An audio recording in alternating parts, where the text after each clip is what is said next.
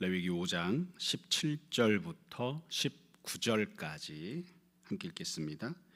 만일 누구든지 여호와의 계명 중 하나를 부지 중에 범하여도 허물이라 벌을 당할 것이니 그는 네가 지정한 가치대로 양떼 중 흠없는 순양을 속건 제물로 제사장에게로 가져갈 것이요 제사장은 그가 부지 중에 범죄한 허물을 위하여 속죄한즉 그가 사함을 받으리라. 이는 속건제니 그가 여호와 앞에 참으로 잘못을 저질렀음이니라. 아멘. 자, 우리가 속건제 내용을 함께 살펴보고 있습니다. 속건제는 기본적으로 손해를 끼쳤을 때 하나님 앞에 그 죄를 용서받기 위해서 회개하며 드리는 제사입니다. 크게 보면 두 종류로 나눌 수 있는데, 하나는 14절부터 19절, 우리가 오늘 읽은 본문까지죠. 하나님에게 손해를 끼쳤을 때 내용이고, 두 번째는 다음 주에 보게 될 20절 이하에 나오는 이웃에게 손해를 끼쳤을 때 이와 관련된 내용입니다. 조금 더 세부적으로 보면 하나님에게 손해를 끼치는 것을 다시 두 가지로 나눌 수 있는데, 첫 번째는 어제 보았던 내용입니다. 14절부터 16절까지 하나님께 속해 있는 성물에 손해를 끼쳤을 때, 여기에 대해서 이제 죄를 범했을 때 속건제를 드리는 내용으로 되어 있었습니다. 그래서 하나님 앞에 속건제를 드려서 죄를 용서받고 그것으로 끝나는 게 아니라 하나님 앞에 배상을 하는, 20%를 더 얹어서 하나님께 끼쳤던 손해를 배상해 드리는 그런 내용으로 되어 있었습니다. 자, 이번에는 두 번째 내용인데, 얼핏 보면 이 두 번째 내용은 조금 이해하기 어려울 수도 있고, 이게 왜 속건제지? 이런 생각이 들 수도 있는 그런 내용입니다. 17절부터 19절까지인데요. 17절에 보면 어떤 것에 대해서 속건제를 드려야 하는지 상황이 나옵니다. 이렇게 시작하죠. 만일 누구든지, 그러니까 이건 뭐 제사장이 되었던 족장이 되었던 평민이 되었던 이스라엘 사람이라면 누구든지 여호와의 계명 중 하나를 부지 중에 범하여도 허물이라 벌을 당할 것이다. 이렇게 말씀하십니다. 그러니까 지금 나오는 내용은 하나님이 주신 여러 가지 계명들이 있단 말이에요. 근데 그 계명들 중에 사소하건 크건 한 가지라도 죄를 범하면 그것도 하나님 앞에서 허물이다. 하나님 앞에서 허물이다. 그래서 하나님께서 여기에 대해서 벌을 내리실 것이다. 이렇게 말씀을 하고 있습니다. 그러니까 이게 이런 경우에 이제 속건제를 드리게끔 그렇게 명령을 하고 있는 거예요. 쉽게 이야기하면 계명을 어긴 것도 하나님 앞에 손해를 끼친 것이고, 그러니까 거기에 대해서도 속건제를 드려야 된다. 이렇게 말씀하신 것이죠. 그러면 속건제는 어떻게 드리는가? 속건제 드리는 과정에 대해서는 18절부터 내용이 나오는데 아주 간략하게 기록되어 있습니다. 근본적으로 보자면 속죄제랑 똑같이 제사를 드리게 되어 있어요. 18절에 보시면 그는 네가 지정한 가치대로 양떼 중 흠없는 순양을 속건제물로 제사장에게로 가져갈 것이요. 그래서 속건제는 항상 제물이 똑같습니다. 흠없는 순양을 하나님 앞에 가지고 가는 거예요. 그러면 제사장은 그가 부지 중에 범죄한 허물을 위하여 속죄한즉 그가 사함을 받으리라. 그럼 이제 속죄제 드릴 때와 똑같이 제사를 드리는 거예요. 그러면 이를 통해서 이제 죄를 사함을 받습니다. 그래서 19절에 보면 이는 속건제니 그 여호와 앞에 참으로 잘못을 저질렀습니다. 이렇게 표현합니다. 개인적으로 볼 때는 앞에 나왔던 여러 가지 속죄제 항목들, 죄를 범했을 때나 또 하나님의 성물에게 손해를 끼쳤을 때에도 참으로 잘못을 저질렀다 이렇게 표현하진 않거든요. 근데 여기 보면 계명을 범한 것에 대해서는 여호와 앞에 참으로 잘못을 저지른 것이다. 굉장히 강조해서 힘을 줘서 기록을 하고 있습니다. 이 속건제 내용을 보시면 지금 이 두 번째 하나님의 계명을 어긴 것에 대한 내용을 보면 앞에 나왔던 성물에 손해를 끼쳤을 때와 다른 점이 있습니다. 눈에 딱 띄는 다른 점이 있는데 그게 뭐냐면 배상하는 규정이 없습니다. 배상하는 규정이. 생각해 보시면 앞에 성물에 손해를 끼쳤어요. 가령 하나님께 바친 떡이 있었는데 그 떡을 내가 이게 거룩한 떡인지 모르고 먹었습니다. 그러면 어떻게 하느냐? 속건제를 드려야죠. 그리고 그것을 20%를 얹어서 배상을 해야 됩니다. 근데 계명을 어겼을 때는 어떻게 하느냐? 속건제를 드려야죠. 근데 배상을 하라는 내용은 나오지 않아요. 왜 배상하라는 내용은 나오지 않을까? 조금 뒤에도 좀 더 말씀을 보겠습니다만 이게 도대체 얼마만큼의 가치를 지니는지, 돈으로 얼마큼 환산할 수 있는지가 어렵기 때문에 아마 배상하라는 규정이 없는 것이 아닌가 싶은 생각이 듭니다. 오늘은 본문 내용은 매우 간단해서 이렇게만 말씀을 드리고, 이와 관련해서 우리가 좀 생각해야 될 점들을 한 두세 가지 좀 더 상세하게 말씀을 드리려고 합니다. 이 하나님이 계명을 어긴 것과 관련해서 속건제를 드려야 된다, 이 내용이 몇 가지 특징을 갖고 있습니다. 일단 우리가 얼핏 생각할 때에 아니 계명을 어겼으면 속죄제를 드리면 되는 거 아닌가? 그러니까 죄를 지은 거잖아요. 계명을 어겼으니까 죄를 지은 거니까 죄를 용서해 주세요. 이렇게 속죄제를 드리면 될 것 같은데 그렇게 말씀하지 않고 속건제를 드리라고 해놨다고요. 그래서 사실 우리는 속죄제도 안 드리고 속건제도 안 드리기 때문에 이런 경우에는 뭘 드려야 되나, 두 가지를 다 드려야 되나 이런 생각도 하게 됩니다. 제가 생각할 땐 둘 중에 아무거나 드려서 죄를 용서받으면 되지 않나 싶습니다.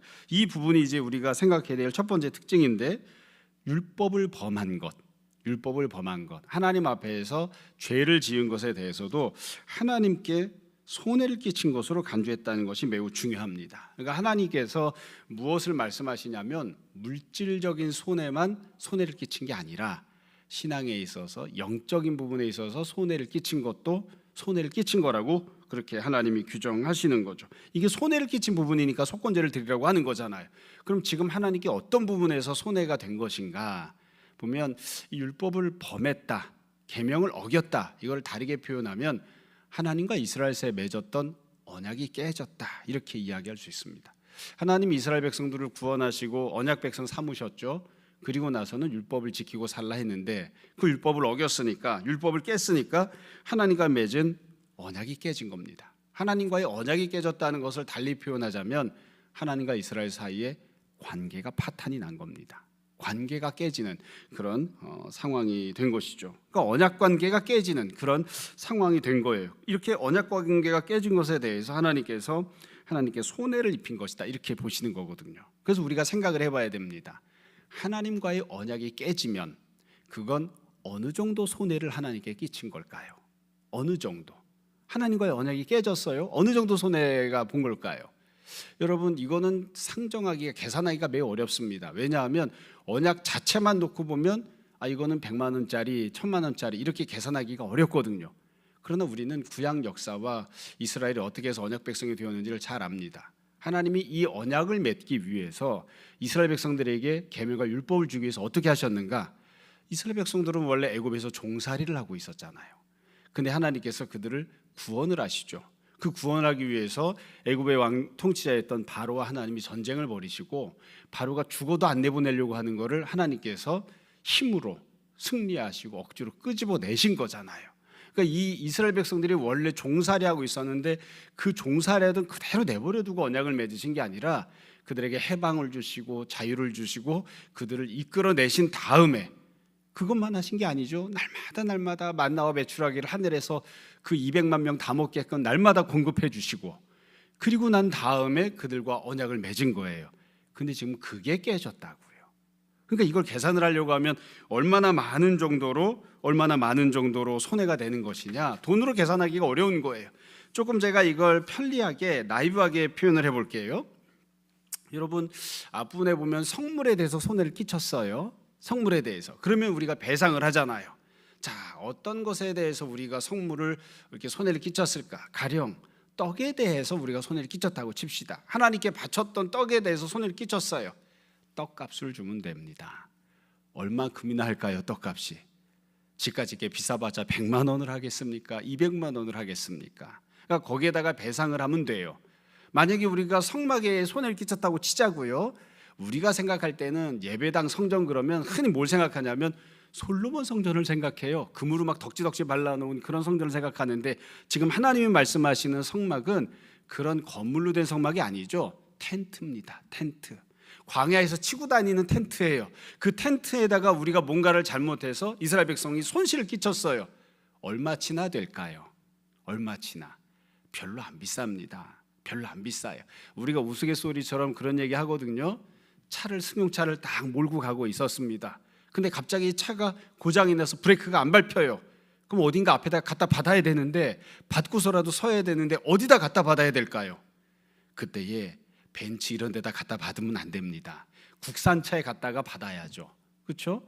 우리가 성전을 만약에 허물어뜨리거나 성전에 손해를 끼쳤다, 그럴 때는 솔로몬 성전을 생각해서 금으로 발라놓고 온갖 좋은 것으로 다 만들어 놓은 그 성전을 내가 뭔가 기스나게 하거나 허물면 내가 이거 어떻게 갚아주나, 이런 생각을 하지만 하나님이 지금 말씀하시는 성물은 그렇게 비싼 게 없어요. 찍 해봤자 텐트, 조금 더 해봤자 떡, 그냥 그런 정도 그냥 물건들이란 말이죠. 그게 성물인 거예요. 그게 거기에 대해 손해를 끼치는 것. 조금 더 현실적으로 말씀드리면 하나님이 말씀하신 성물들은 다 뭐냐면 이스라엘 백성들이 다 드렸던 거예요.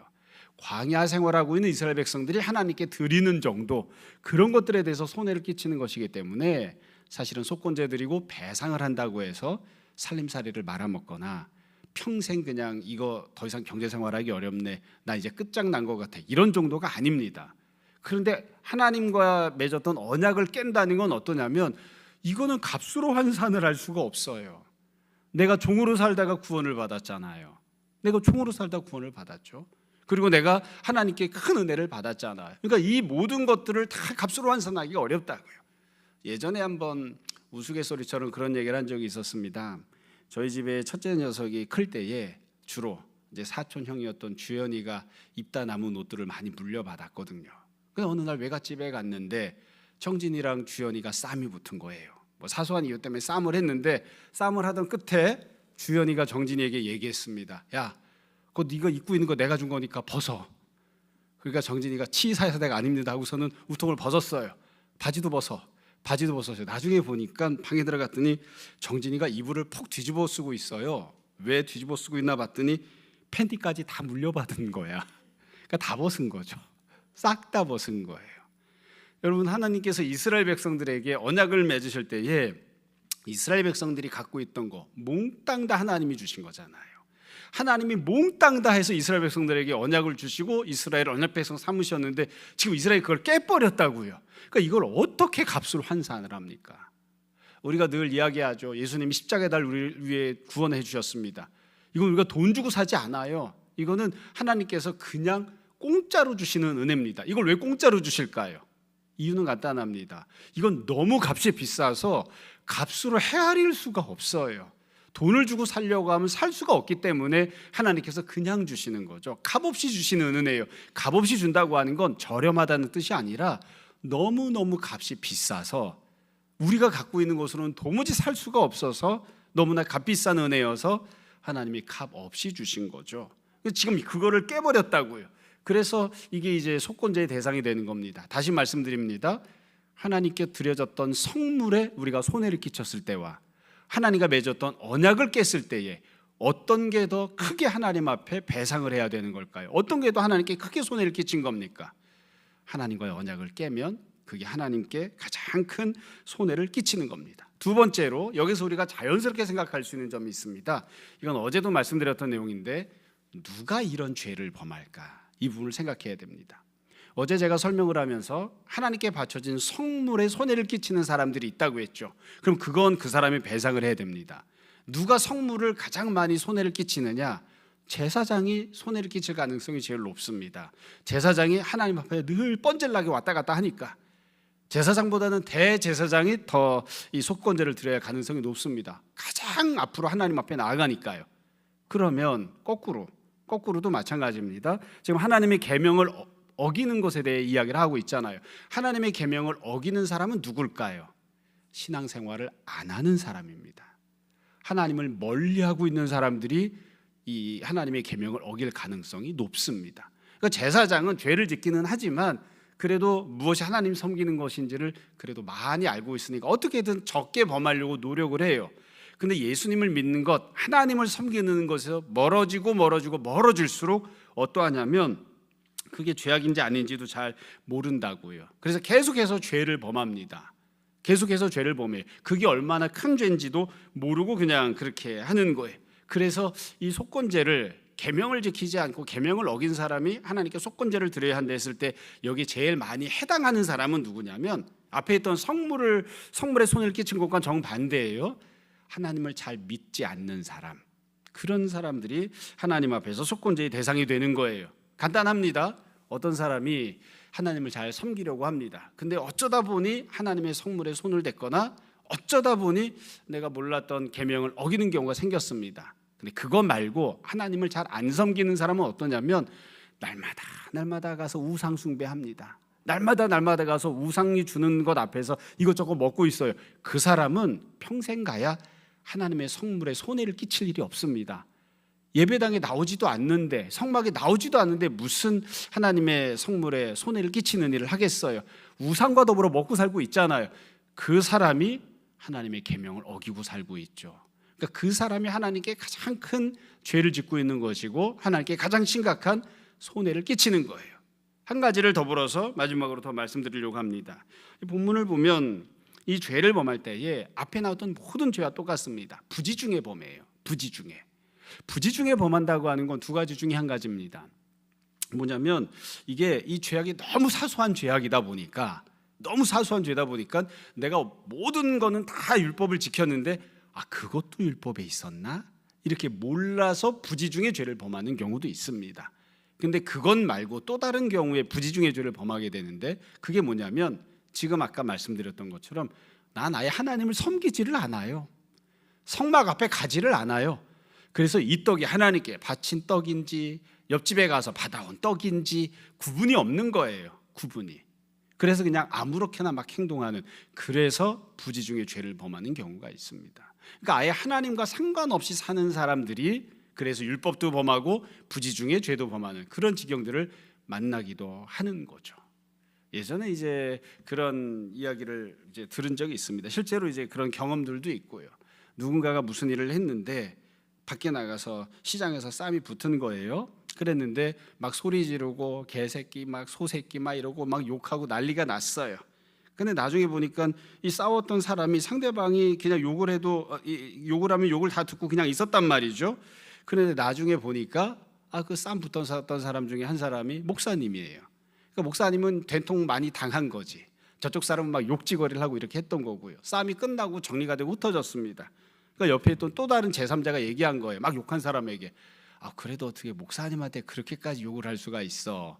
그러니까 그 욕지거리 했던 사람이 저 사람 목사야? 목사인 줄 알았으면 그래도 조금 덜 할 걸. 어쩐지 내가 욕해도 욕하고 달려들지는 않더만 알았으면 조금 덜 했을 텐데 모르니까 막 해대는 거죠. 그게 얼마나 큰 일인지 얼마나 크게 잘못하는 건지 모르고 막 해대는 거예요. 막 해대는 거.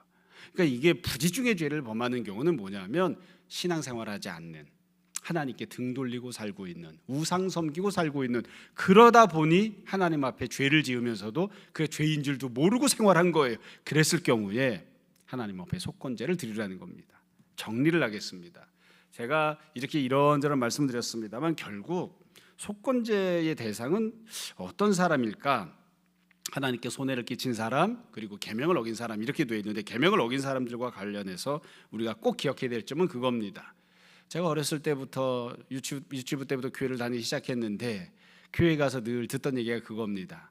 성경에서 어디 그렇게 말했는지는 모르겠지만 세상에서 제일 큰 죄는 예수님 안 믿는 죄다.